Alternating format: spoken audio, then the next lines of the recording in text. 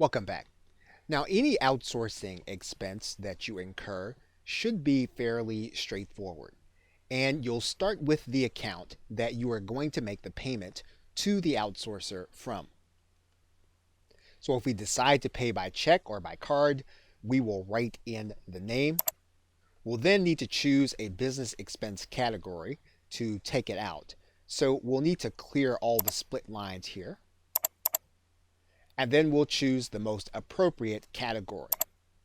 And then we'll write in the amount and then click Save.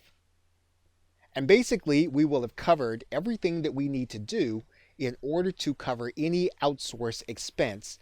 And we'll want to make sure, though, that we are covering this correctly with our tax professional. But in terms of what we're spending, we will be reflecting this accurately on our income statement as well as our balance sheet. Okay, so with that, thanks, and I will see you in another video.